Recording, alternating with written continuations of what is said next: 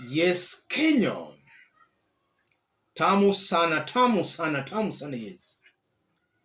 The Kisii ground is becoming very hostile to William Ruto and his foot soldiers. On Friday, during the Sabasaba demonstrations, Kisii became the epicenter of the demonstrations. In fact, a clip went viral of Kisii locals chasing away some rogue police officers who were interfering with their peaceful demonstrations. The officers had to run away for their dear lives. One of our fans here has brought my attention to another clip, still in Kisii, of Sylvanus Osoro, finding it very, very hard. Have a look at this before we proceed.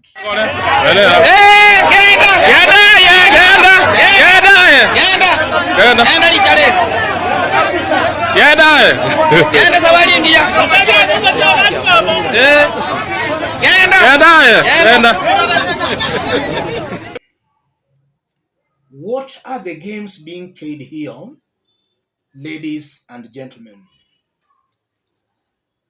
If you look at Sylvanus Osoro, Osoro is a young man clearly drunk with power. And Osoro believes that now that is the government's chief whip in parliament, he sees himself as above the law.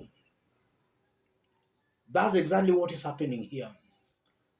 And from that short clip, Kisii residents are telling Sylvanus Osoro that they are the ones with that power. They can decide to donate it to Osoro or to withdraw that power from him. That clip exposes that. The Finance Bill 2023, Osoro was very instrumental in mobilizing members of parliament to support that bill, knowing fully well the ground was against that bill. And in fact, Osoro has been very arrogant, very proud, to a point whereby he goes even to his constituency to start boasting on how he bribed some members of parliament to support that bill. As Osoro is doing that, one thing that Osoro does not know, because power has blinded him, is that he is alienating or separating himself from the poor hustlers who cannot even afford one meal a day. The more Osoro boasts on how he mobilized MPs to support that bill, Osoro is actually separating himself from the people. He cannot see that right now because power has blinded him. And also from that short clip, the clip confirms that the Kisii nation is very much fed up, rather they are annoyed with William Ruto's government. And if you tie that to what happened on Friday, where the Kisii locals chased away the police officers, if you tie all those, confirms that Ruto is getting more unpopular in the Kisii nation. And as he pushes Kenyans to the wall, across the country, Ruto is losing popularity. And the earlier he realizes that, the better for him. But again, just as power has blinded Osoro, I'm seeing a very high possibility again here, where Ruto is equally blind. Kenyans are crying out for help. Ruto is deaf. Leaders supporting him are deaf. They'll only wake up, maybe at the ballot, when Kenyans in their millions will reject them. I'm seeing the blindness of Ruto and his team will persist till maybe the ballot day, when they'll realize that they were just but running against the grain. And that's why in each and every election, we always have some shocks. Because the elected leaders, the moment they're elected into office, some of them becomes totally blind. And from that short clip again, I'm seeing a Sylvanus Osoro who is trying to test the ground. And that exposes the nature of Kenya Kwanza on how they play their politics. They do something that goes against the people, then they go back to the people to test whether the people are angry with them or not. And I'm saying that based on the Finance Bill 2023, where Osoro has been boasting on how he mobilized members of parliament and even bribed the members of parliament to support that bill, while it was very clear that 93% of Kenyans were against that bill. Osoro mobilized them to support the bill.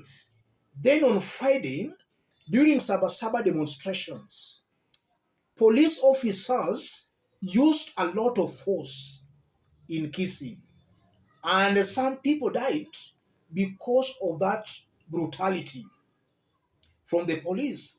And it's believed that Osoro is the person who has been calling or rather ordering the police bosses in the larger Gusii nation. So you are seeing how daring these Kenya Kwanza leaders are. They do completely something against the people, then they go back to the people to test what the people can do to them. And it's important and really good that the ground told him in broad daylight what they feel. That to me is just a way. Osoro, if he has got ears, he can learn from that. The ground is very much angry. The ground is annoyed with him. The better he realizes that, the better for his political future, because he's still a young man who maybe if he organizes himself very well, then he still has so many years ahead of him. But if he goes, or rather if he continues the way he's doing, then I'm seeing an Osoro who is just digging his political grave even before it starts. That's also what I'm saying here. As I conclude, the reactions by those Kisii locals confirms that Ruto's government, as time goes by, is getting more and more unpopular. More and more unpopular. And any leader supporting William Ruto, that leader will be forced to carry the excess baggage of a Kenya Kwanza's administration.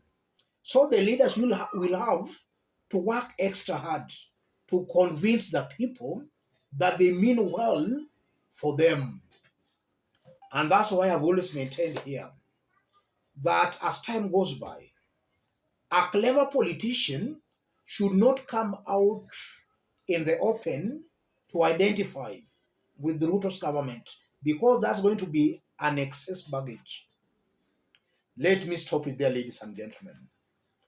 If you are watching us but you have not yet subscribed, subscribe, give this video a like.